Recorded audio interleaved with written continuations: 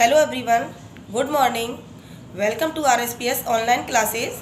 Hope you are fine and doing well. I am your Hindi teacher Sunita. बच्चों, आज मैं आपको हिंदी साहित्य में ये आपका 5 चैप्टर है दो मेढक, इसको मैं पढ़ाऊँगी। इस कहानी में ये बताया गया है कि किस तरीके से दो मेढक मुसीबत में फंसते हैं और वो अपना एक मेढक ने तो इतनी हिम्मत हार दी कि वो मर ही गया, लेकिन दूसरे मेढक ने हिम्मत नहीं हारी और अपने हिम्मत के बलबूते पर किस तरीके से उसने अपनी जान को बचाया। तो इस कहानी में यही बताया गया है बच्चों। तो हम कहानी स्टार्ट करते हैं। तो स्टूडेंट, ये है आपकी चैप्टर 5 चैप्टर है आपका ये हिंदी साहित्य में। ओके, तो हम स्टार्ट करते हैं। ये दो मेढकों की कहानी है कि किस तरीके से मेढक ये कभी भी बाहर नहीं निकले थे और अचानक ही बाहर निकले तो ऐसी जगह फंस गए कि इनका वहाँ से निकलना ही बहुत ही मुश्किल हो गया। किस तरीके से एक मेढक ने अपनी जान बचाई लेकिन दूसरे मेढक ने अपनी जान को गंवा दिया। ठीक है बच्चों, तो हम शुरू करते हैं। कुछ समय पहले की बात है, दो मेढक थे। वे जंगल में तालाब के किनारे एक पेड़ के नीचे रहते थे। दो मेढक थे, वे जंगल में एक तालाब के किनारे एक पेड़ के नीचे रहते थे। एक दिन उन दोनों ने सोचा, हमने तो बाहर की दुनिया देखी ही नहीं, जंगल के बाहर भी तो कुछ होगा। चलो इंसानों की दुनिया में घूमकर आते हैं। दोनों मेढकों ने सोचा कि हमने तो अभी तक बाहर की दुनिया नहीं देखी है और हम बाहर चलते हैं और बाहर जाके बाहर की दुनिया देखते हैं कि बाहर की दुनिया कैसी है। खाने पीने का थोड़ा सा सामान लेकर वे दोनों निकल पड़े। फुदकते फुदकते वे जंगल की सीमा को पार करके शहर पहुंच गए। कुछ खाने पीने का बंदोबस्त करके, कुछ सामान लेके वो वहां से जंगल से निकल पड़े और शहर में पहुंच गए। वहाँ उन्होंने बहुत कुछ देखा। बड़ी बड़ी ऊंची इमारतें, प्रदूषण फैलाते हुए वाहन। वहाँ पर उन्होंने बहुत कुछ देखा। बहुत बड़ी बड़ी इमारतें थीं और वहाँ पर कुछ वाहन जो चलते थे वो बहुत ही प्रदूषण फैलाते थे। रोटी कमाने की दौड़ में भागते हुए लोग, खेल कूद और पढ़ाई में मस्त नन्हे नन्हे बच्चे, शोर और बहुत शोर। वहाँ पर उन्होंने देखा कि रोटी कमाने के लिए किस तरीके से लोग भागम भागी करते थे और छोटे छोटे बच्चे किस तरीके से वहाँ खेलते हैं, बहुत शोर मचाते हैं। तो उन्होंने ये सब कुछ वहाँ पर देखा। उन्हें अपने घर की याद आने लगी। वे बहुत थक भी गए थे। उन्हें जब वो वहाँ चले गए शहर में तो उन्हें अपने घर की याद आने लगी और वे चलते चलते बहुत ज़्यादा ही थक गए थे। उनका दिल कर रहा था कि उन्हें पानी मिल जाए। उनका ये मन कर रहा था, उन्हें बहुत प्यास लग रही थी, तो उनका मन ये कर रहा था कि मुझे थोड़ा सा पानी मिल जाए और वे एक गीली जगह पर थोड़ा आराम कर लें। और वहाँ जाकर वह गीली जगह पर, जहाँ पर गीला हो पानी का, जैसे कि कोई किनारा, नदी का किनारा या तालाब का किनारा मिल जाए उनको, तो वहाँ पर वो आराम कर लें। खोजते खोजते वे एक दूध वाले की दुकान में घुस गए।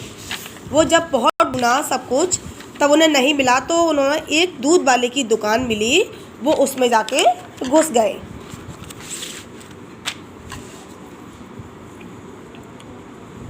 वहाँ एक बाल्टी रखी थी। उन्हें लगा कि इस बाल्टी में पानी होगा। वहाँ पर एक बाल्टी रखी हुई थी तो उन्हें ऐसा लगा कि ये बाल्टी पानी से भरी हुई है। फिर क्या था, झट से दोनों ने एक ऊंची छलांग लगाई और पहुँच गए उस बाल्टी के अंदर। उन्होंने देखा ये तो पानी की बाल्टी रखी हुई है और हमें प्यास भी लगी हुई है। तो उन्होंने जैसे ही बाल्टी को देखा तो दोनों ने छलांग लगाई और उस बाल्टी के अंदर चले गए। पर यह क्या, बाल्टी में तो पानी नहीं था। उसमें पानी था ही नहीं, वह तो मलाई से भरी हुई थी। बाल्टी में पानी था ही नहीं और उसमें मलाई भरी हुई थी। बेचारे दोनों मेंढक उस मलाई में डूबने लगे। उनका दम घुटने लगा, सांस फूलने लगी, आंखें पलटकर बाहर आने लगी। उनका दम घुटने लगा और उनकी सांस फूलने लगी और उनकी आंखें, जो ऐसा लग रहा था उनको कि उनकी आंखें कहीं बाहर ना निकल जाए। एक मेंढक ने सोचा कि मेरा तो अंतिम समय आ गया है। उनमें से जो एक मेंढक था उसने ये सोच लिया कि मेरा तो ये आखिरी समय है। हाय रे मेरी किस्मत कैसी है कि मैंने पानी मांगा, मैंने सोचा मैं पानी की बाल्टी में जा रहा हूँ, लेकिन मेरी किस्मत इतनी ख़राब है कि ये तो मलाई से भरी हुई बाल्टी है और मैं इसमें गिर गया हूँ। तो मुझे ऐसा लग रहा है कि अब मेरा अंतिम समय आ गया है। शहर आकर इन अनजान लोगों के बीच ही मरना था। क्या मुझे शहर आके इन अनजान लोगों के बीच में ही मरना था? उसने अपने ईश्वर को याद किया और मौत का इंतज़ार करने लगा। उसने अपने भगवान को याद किया और अपने मरने का इंतज़ार करने लगा। परंतु दूसरा मेंढक हार मानने को तैयार नहीं था। जो उनमें से दो मेंढक थे, उनमें से एक मेंढक किसी भी तरीके से हार मानने को तैयार नहीं था। वह कोशिश करने लगा कि किसी तरह उस मलाई भरी बाल्टी में से वह बाहर निकल जाए। वह कोशिश करने लगा कि किसी तरीके से जो मलाई की भरी हुई बाल्टी है उसमें से वो बाहर निकल आए। वह अपने पैर जोर से चलाने लगा। वह अपने पैरों को ज़ोर ज़ोर से चलाने लगा। बहुत कोशिश करने पर भी वह बार बार फिसल जाता।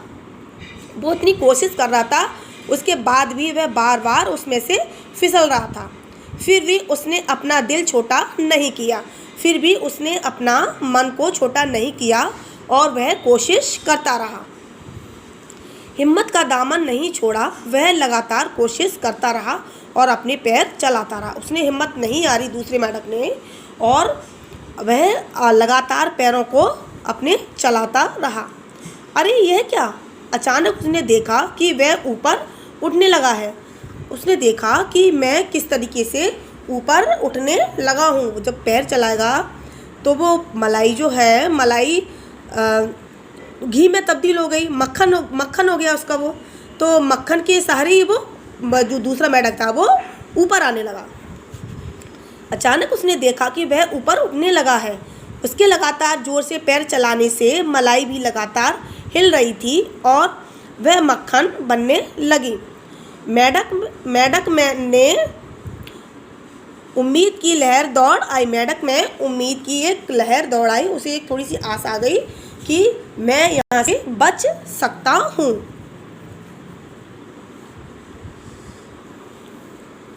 वह बहुत थक चुका था, फिर भी पैर चलाता रहा। फिर क्या था? मक्खन बनता गया और आखिर में उस मक्खन के ढेर पर सवार वह साहसी मेंढक ऊपर उठने लगा। वह जब लगातार पैर चलाता रहा तो मक्खन बनने लगा और बनने के बाद वह मक्खन के ऊपर तैरकर आ गया। जब मक्खन छाछ के ऊपर तैरने लगा तब उस साहसी मेंढक ने बाल्टी से बाहर छलांग लगा दी। जब मक्खन उस छाछ के ऊपर से तैरने लगा तो मक्खन के सारे वो ऊपर आ गया। तो उसी तरीके से मेंढक ने सोचा, अब मैं जल्दी से छलांग लगा दे रहा हूँ। अपनी हिम्मत, लगन, मेहनत और जीने की उमंग के कारण वह बच गया। दूसरा मेंढक जो था, अपनी हिम्मत, लगन और उसमें एक जीने की जो आस थी उसके कारण ही वह बच पाया। परंतु निराशावादी मेंढक उसी मलाई की बाल्टी में डूबकर मर गया। जो दूसरा मेंढक था वो बहुत ही उससे कोई उम्मीद ही नहीं थी कि वो बच पाएगा, क्योंकि वो निराशावादी था। निराशावादी यानी कि जिसे कोई उम्मीद ही ना हो कि मैं यहाँ से सफल हो पाऊँगा, उसको हम निराशावादी कहते हैं। तो उस मेंढक ने बिल्कुल भी कोशिश नहीं की अपने आप को बचाने के लिए, तो वह मेंढक उसी बाल्टी में डूबकर मर गया। मुश्किलें सबके रास्ते में आती हैं, पर ईश्वर ने हमें उनका मुकाबला करने की शक्ति भी दी है। इसलिए सख्ती से काम लेते हुए साहस बनाए रखना चाहिए। देखिए, मुसीबत सभी के जीवन में आती हैं, लेकिन हमें उन मुसीबतों का डटकर मुकाबला करना चाहिए। अंत में जीत उसी की होती है जो कभी हार नहीं मानता। अंत में जीत उसी की होती है जो कभी भी हार नहीं मानता है। अधिक बुद्धि या बल ही केवल काम नहीं आते हैं। अगर हम अपनी बुद्धि बल को ही काम में लेंगे तो बल हमारा हमेशा काम नहीं आता है। हमें अपनी बुद्धि से भी काम लेना चाहिए। हिम्मत वाले जीवन का संग्राम जीत ही जाते हैं। जिसमें हिम्मत होती है वह अपने दिमाग से अपने जीवन में सफल हो जाते हैं। तो बच्चों, देखा आपने किस तरीके से ये दो मेंढक अपने जीवन जो कभी बाहर नहीं निकलते थे, एक बार वो बाहर निकल के गए, लेकिन वो किसी तरीके से इस मुसीबत में फंस गए कि जाके एक मलाई की बाल्टी में डूब गए। लेकिन उनमें से एक मेंढक जो था वो एकदम निराशावादी था, उसे अपने जीने की उम्मीद ही नहीं थी। लेकिन दूसरे मेंढक ने अपने आप को बचाने की भरपूर कोशिश की। तो कहते हैं कि जो हिम्मत कभी नहीं हारता है उसकी हमेशा जीत ही होती है। तो बच्चों, ये चैप्टर आपका यहीं पर क्लोज होता है। तो that's all for today. Good bye.